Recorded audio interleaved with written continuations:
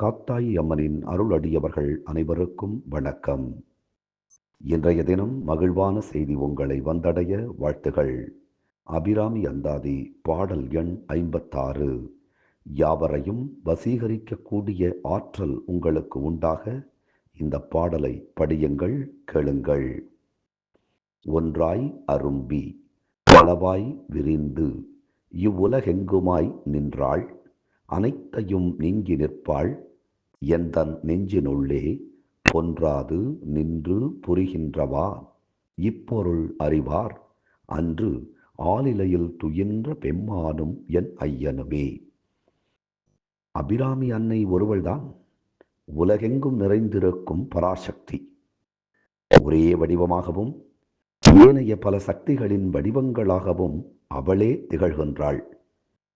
அவற்றினின்றும் வேறாகவும் அவளே விளங்குகின்றாள். அத்தகைய அந்த தாய் எம் மனத்தை விட்டு அகலாமல் நின்று நிலவுகின்றாள், அருளும் புரிகின்றாள். இது விந்தைதானே. இதன் உட்பொருள் தத்துவத்தை ஆலிலையின் மேல் துயிலக்கூடிய பெருமானும் அப்பனாகிய சிவபெருமானும் தான் அறிவார்கள். ஆம், எல்லோரையும் வசீகரிக்கக்கூடிய ஆற்றல் உங்களுக்கு உண்டாக வேண்டும் என்றால் இனிய சொற்களை பேசுங்கள்.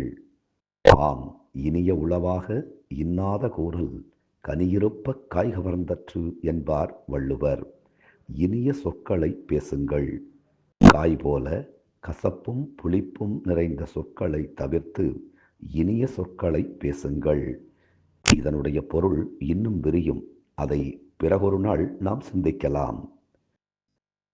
தினம் தினம் அபிராமி அந்தாதி சிந்திப்போம். அதன் வழி நம்மை அணைத்து காக்கும் காத்தாயி அம்மனின் திருப்பாதங்களையும் சிந்திப்போம். அப்போது நம் தீய வினைகள் சிந்திப்போகும். நன்றி, வணக்கம்.